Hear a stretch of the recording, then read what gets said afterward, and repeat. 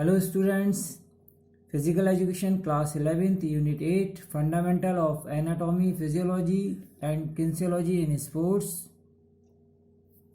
First we will discuss the topic of this unit. There are 6 topics in this unit. So our first topic is meaning and importance of anatomy and physiology. Second topic is meaning and importance of kinesiology. Third topic is function of skeletal system, classification of bones and types of joints.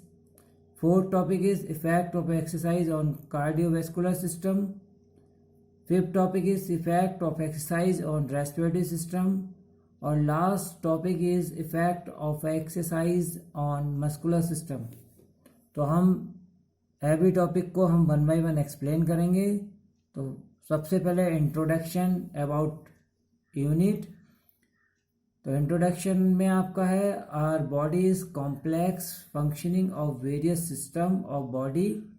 Good working of body consist of the proper functioning of various system. जो हमारी अच्छी working है, जो हमारे system है, various system है, उनकी अच्छी वर्किंग के ऊपर डिपेंड करती है. Which make man more efficient बनाती है वो. Each system consist of various organs. Organs consist of various tissues and tissues consist of many cells. Thus the functional ability of the body depends upon the efficiency of each cell. In this chapter, we will learn the basic knowledge of various systems. So first, define anatomy, physiology and its importance. तो first हम सबसे पहले meaning of anatomy. तो यदि हम anatomy को define करें तो it is the branch of biology के ब्रांच है विच स्टडी करती है द ह्यूमन बॉडी स्ट्रक्चर की. यह आपको याद रखना है कि it is the branch of biology which studies the human body structure. तो एनाटॉमी में क्या है, ह्यूमन बॉडी स्ट्रक्चर की स्टडी की जाती है. मीनिंग ऑफ फिजियोलॉजी में यदि हम डिफाइन करें the scientific study of human body and its system is considered as physiology में आते हैं. This physiology deals with the functioning of body system and their effect. Next इसमें आते हैं आपका importance of anatomy and physiology.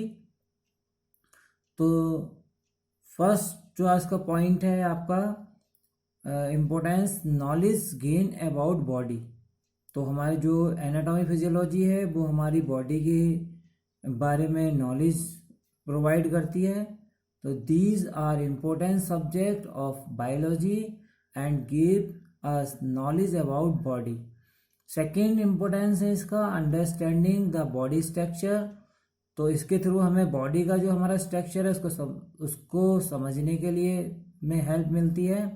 तो anatomy is a subject which help to understand the body structure. Next importance is understanding the body organs. तो हमारी जो body में organs हैं उसके बारे में हमें नॉलेज प्रोवाइड की होती है हमें इसके थ्रू. तो physiology help to understand the functioning of various organs and system thus given us knowledge about their working. Next importance is help to understand body. So these subjects help to understand the functioning of various organs and body. Next importance is help to improve health. So these are important subjects which help to improve good health of individual. Next importance is prevents health problem. Good understanding of these subjects. यदि हमें subject की अच्छी understanding है तो वो help to overcome health problem with their knowledge. Next important is improve efficiency. So these subjects help the individuals to improve the efficiency of various systems. Thus overall efficiency can be improved होती है हमारी body की. Next इसी में जो आता है वो आता है meaning of kinesiology. Kinesiology is the scientific study of human body movement. तो किन्सियोलॉजी में क्या आता है, ह्यूमन बॉडी का जो मूवमेंट है उसकी जो साइंटिफिक स्टडी की जाती है उसको हम कहते हैं किन्सियोलॉजी। नेक्स्ट इसमें इंपॉर्टेंस ऑफ किन्सियोलॉजी का क्या है, there are following importance of kinesiology in the field of sports. First importance है अंडरस्टैंडिंग ह्यूमन मूवमेंट। तो ह्यूमन का मूवमेंट किस किस बेस पे डिपेंड करता है, कैसे ह्यूमन का मूवमेंट होता है, तो उसकी अंडरस्टैंडिंग, तो किन्सियोलॉजी हमें नॉलेज प्रोवाइड करवाती है। तो kinesiology give us better understanding of human movement. Next ये knowledge about forces on body. तो हमारी बॉडी पे कौन कौन से फोर्सेस वर्क करते हैं उसकी नॉलेज भी प्रोवाइड करवाती है। तो it's gives the knowledge about various forces acting upon body. Next importance इसका है एफिशिएंट मूवमेंट। तो it's provide knowledge to perform efficient movement as it helps to develop good skill. जिसके थ्रू हमारा movement जैसे होगा तो ये गुड स्किल को डेवलप करने में हमारी हेल्प करती है। नेक्स्ट इंपॉर्टेंस है करेक्ट मूवमेंट। तो ये हमें करेक्ट मूवमेंट की नॉलेज प्रोवाइड करती है। It helps the faulted movement and दस movement is effective and efficient. Next importance is prevents injury. The knowledge of kinesiology help to reduce injuries, moreover prevents the causes of injury through movement. Next importance is improve performance. It help to improve the performance of individuals by developing good techniques and training method. Next और last है आपका guide safety principles. This subject guides us the safety principles and prevents injuries. तो ये हमारा first topic था जिसको हमने explain किया। Next topic is function of skeletal system. तो what are the function of skeletal system. तो skeletal system consist of bones and joints से मिलके बनता है ये, विच प्रोवाइड करवाता है हमें attachment to the movement muscles, यानी कि स्केलेटल मसल्स से। There are following function of skeletal muscles. तो first function is provide support. तो ये हमें सपोर्ट प्रोवाइड करवाता है। It provide supporting framework to the body. It act as pillar की फॉर्म में and provides structure to individual. तो structure provide करवाता है और एज अ पिलर की फॉर्म में वर्क करता है ये। नेक्स्ट है प्रोवाइड शेप। तो it provide shape and structures to individuals. It gives attachment to muscles and provide this figures and structure provide करवाता है हमें।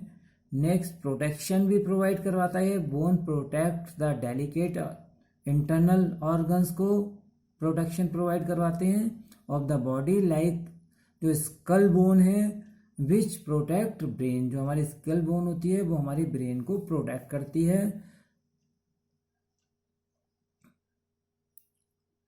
Next function of skeletal system provide junction.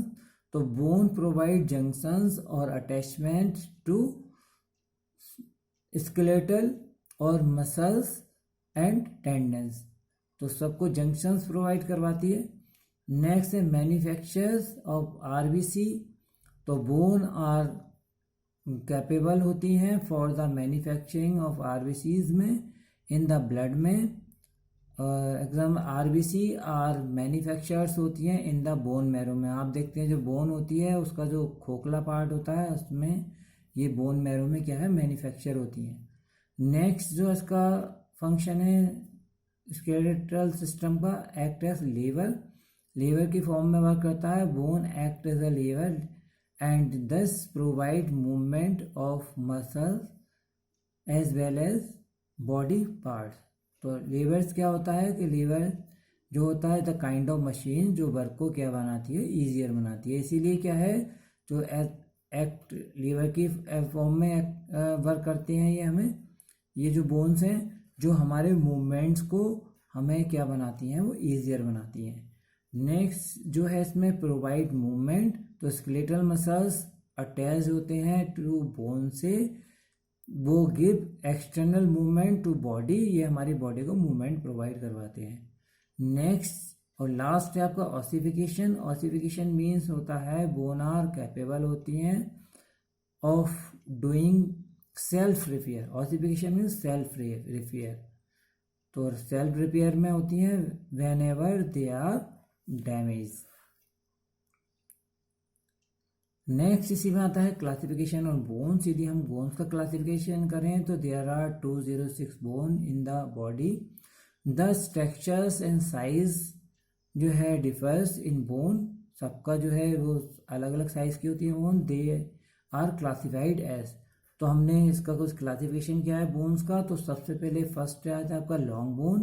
तो हमारी बॉडी में जो 206 होती हैं तो डिफरेंट शेप एंड साइज की होती हैं। तो फर्स्ट उसमें आता है लॉन्ग बोन। तो they are long and wide, they act as lever की फॉर्म में वर्क करती हैं। दे हैव लॉन्ग शेप में होती हैं and they are found in legs and arm में मोस्टली ये फाउंड होती हैं, like femur and humerus bone. तो फीमर हमारी लेग में होती है, थाइज में, और ह्यूमरस जो होती है हमारी एल्बो के ऊपर जो होती है, एल्बो से लेके जो हमारा शोल्डर जॉइंट होता है उस बोन को हम कहते हैं ह्यूमरस बोन।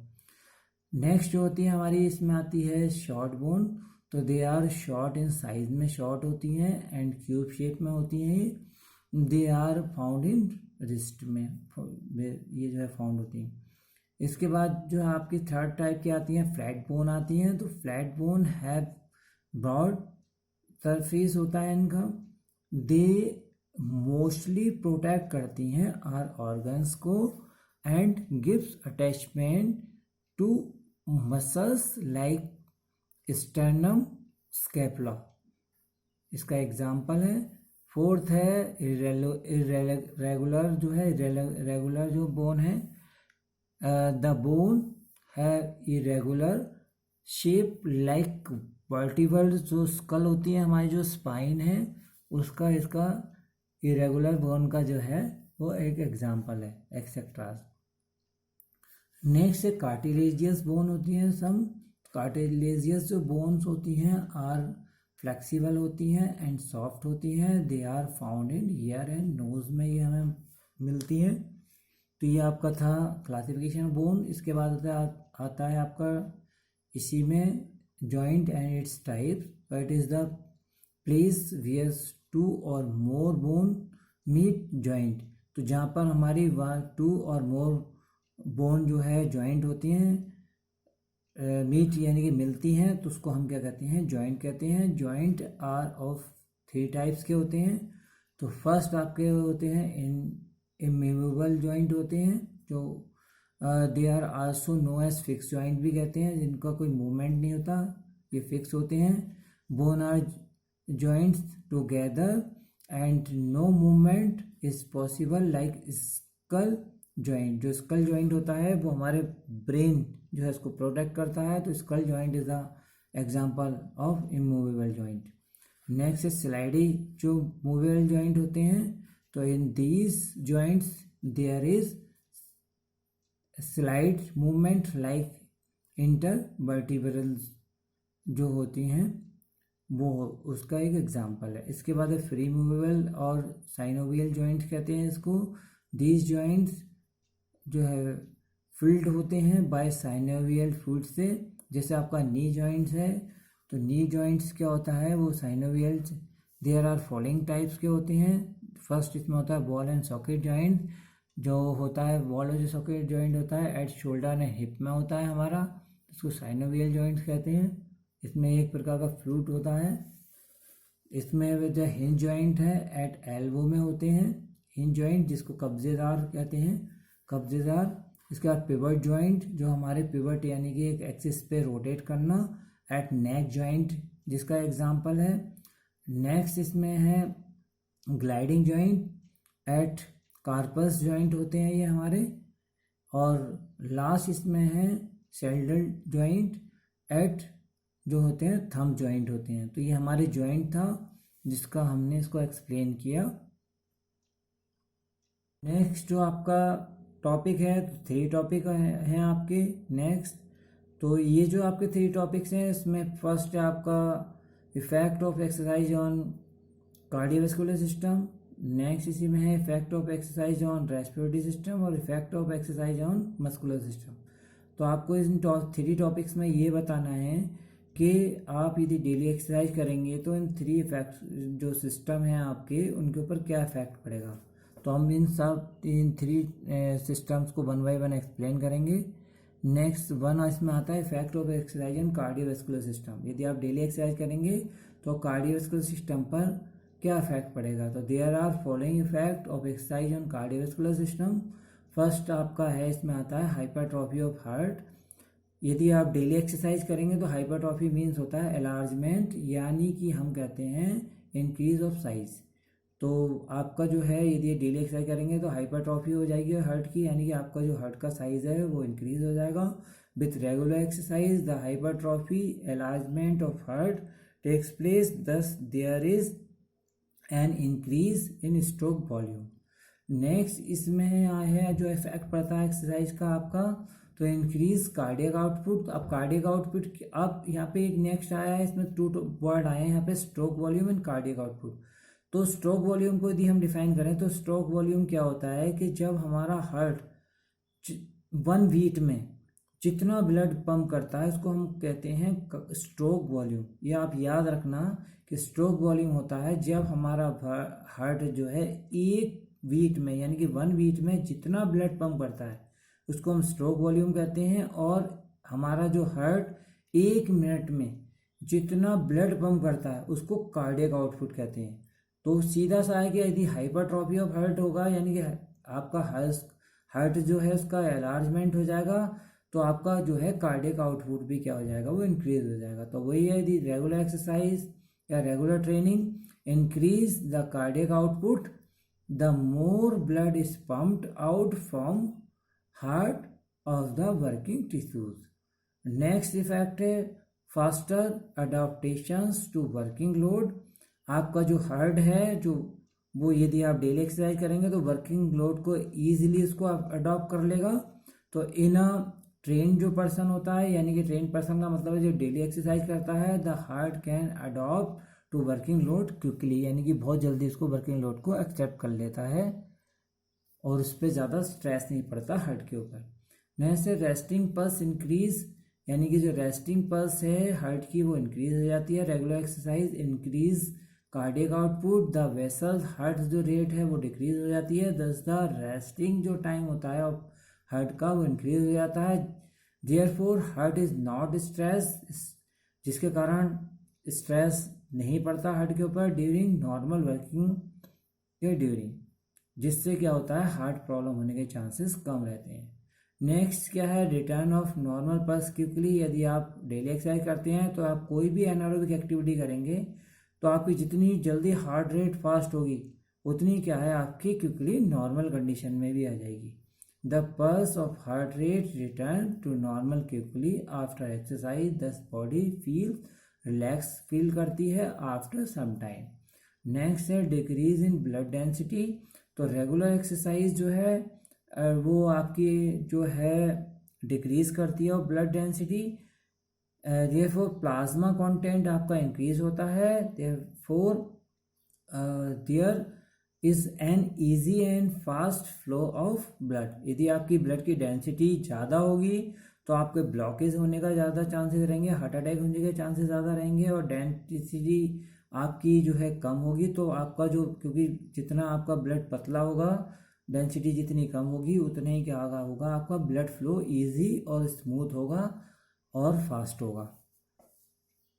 नेक्स्ट इसमें आता है, नेक्स्ट इफेक्ट आता है रिडक्शन इन कार्डियक प्रॉब्लम। यदि आप डेली एक्सरसाइज करेंगे तो regular exercise the decrease the cholesterol level को डिक्रीज कर देता है इन ब्लड में। देयरफॉर रिडक्सिंग हार्ट जो अटैक है या रिस्क है एंड अदर्स कार्डियक प्रॉब्लम से क्या रहेंगे हम, प्रिवेंट्स रहेंगे।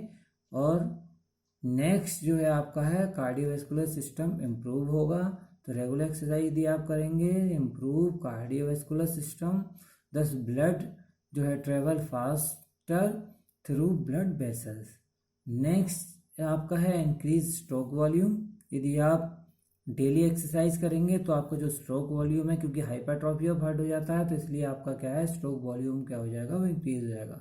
तो stroke volume is the amount of blood pumped by the heart in 1 beat में जितना ब्लड पंप हार्ट करता है, हार्ट ब्लड पंप करता है, उसको हम स्ट्रोक वॉल्यूम कहते हैं। तो फ्रॉम द लेफ्ट वेंट्रिकल। इसके बाद regular exercise increase the stroke volume. फिर आपका आता है effect of exercise on respiratory system. तो रेस्पिरेटरी सिस्टम हमारा, ये एक इमेज दी हुई है कि हमारा रेस्पिरेटरी सिस्टम कैसे कैसे ये वर्क करता है, इसका एक इमेज है। इसके बाद हम आते हैं टॉपिक के ऊपर। तो effect of exercise on respiratory system. तो there are following effect of exercise on respiratory system. First effect is increase in tidal volume. और व्हाट इज टाइडल वॉल्यूम? तो tidal air is the amount of air that flow in and out of the lungs in each quiet respiratory movement। तो in and out जो हम normal working में inhale और exhale कर रहे हैं, तो वो जो हमारी क्या होती है, वो टाइडल वॉल्यूम होती है। जो हम इन एंड आउट करते हैं, regular exercise increase the tidal volume को क्या होती है, इंक्रीज कर देती है। Next strengthness of diaphragm muscles. तो आप डेली एक्सरसाइज करेंगे तो जो डायफ्राम मसल्स हैं वो आपके स्ट्रांग हो जाएंगे। तो regular exercise strengthness the diaphragm and the muscles of the chest. Next effect of exercise in respiratory system, increase in endurance. यदि आप डेली एक्सरसाइज करेंगे तो आपका एंडोरेंस यानी कि आपका जो है वर्किंग एफिशिएंसी भी इम्प्रूव होगी। If exercise is perform regularly and for a longer period it increase endurance. आपका क्या होगा, वो इंक्रीज होगा। नेक्स्ट आपका है increase in vital air capacity. It is the amount अब vital, what is vital air capacity? Vital air capacity क्या होती है? It is the amount of air which an individual can inhale and exhale with maximum effort. जब maximum effort यानी कि full effort से जब हम इनहेल करते हैं, जैसे एक सांस में कितनी हम एयर को फिल कर सकते हैं अपने लंग्स के अंदर, तो और कितने, फिर उसको छोड़ना, इनहेल और एक्सहेल करना मैक्सिमम एफर्ट से, तो उसको हम कहते हैं टाइडल एयर वॉल्यूम। तो रेगुलर एक्सरसाइज क्या करती है, वो इंक्रीज कर देती है द वाइटल एयर कैपेसिटी को ऑफ एन इंडिविजुअल की। नेक्स्ट आपका है इफेक्ट है इंक्रीज विल पावर। तो रेगुलर यदि आप एक्सरसाइज करेंगे तो इंक्रीज हो जाएगी आपकी will power of the individual में। For example pranayama specific exercise for lungs increase the will power of the doer. Next जो आपकी इफेक्ट है वो एक्सपेंशन ऑफ चेस्ट। तो यदि आप डेली एक्सरसाइज करेंगे तो चेस्ट का वो एक्सपेंशन आपका जो है एलार्जमेंट हो जाएगा, एलार्जमेंट ऑफ चेस्ट या हाइपरट्रॉफी ऑफ चेस्ट हो जाएगी आपका। Regular exercise cause greater expansion of chest and दस फिजिकल जो पर्सनैलिटी है आपकी इम्प्रूव हो जाएगी। नेक्स्ट आपका इफेक्ट है पल्मोनरी डिफ्यूजन आपका इंक्रीज हो जाएगा इन अ ट्रेन्ड पर्सन्स।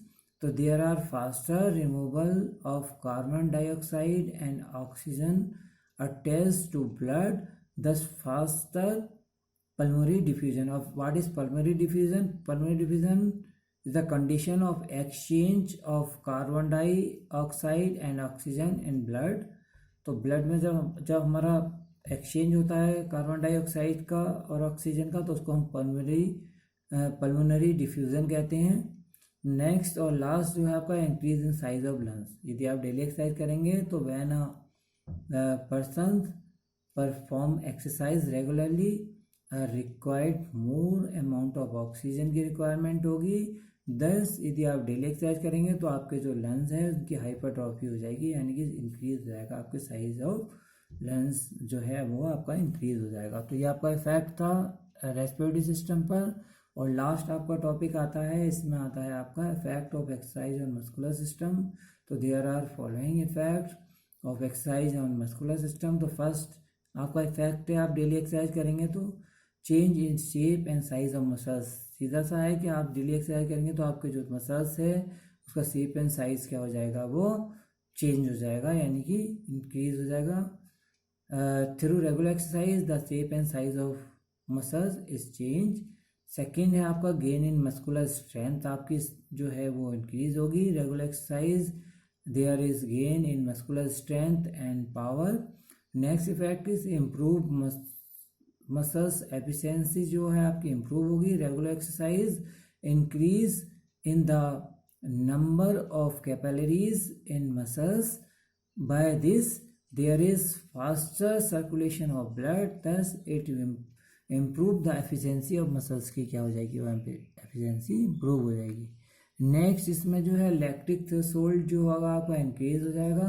तो व्हाट इज लैक्टिक थ्रेशोल्ड, तो लैक्टिक थ्रेशोल्ड क्या होता है कि जो हमारा लैक्टिक एसिड को टॉलरेट करने की जो एबिलिटी है वो हमारा उसको कहते हैं लैक्टिक थ्रेशोल्ड। तो regular exercise increase the ability of muscles to tolerate more lactic acid for longer durations, therefore lactic threshold जो होता है इंक्रीज हो जाएगा। दस मसल्स डिले टायर्डनेस, देरी से इसको टायर्डनेस, और फटीग जो होगी देरी से होगी, और आपकी जो है इसलिए क्या है विल पावर क्या होगी, वो इंक्रीज होगी, यानी कि एंड्योरेंस क्या होगा आपका इंक्रीज होगा। नेक्स्ट आपका इफेक्ट है प्रॉपर शेप ऑफ बॉडी। यदि आप डेली एक्सरसाइज करेंगे तो जो आपका बॉडी का शेप है वो बेटर होगा, प्रॉपर होगा। तो regular exercise provide proper shape to the body, thus improving physical personality आपकी इम्प्रूव होगी। नेक्स्ट इफेक्ट है फास्टर रेस्पॉन्सेज एंड मसल्स। तो फास्टर रेस्पॉन्स ऑफ मसल्स, तो इन ट्रेन जो आपका मसल्स है the stimulates travels faster, thus muscles जो है actions and response are faster. Next effect है बॉडी पोस्चर रिमेन करेक्ट रहेगा आपका।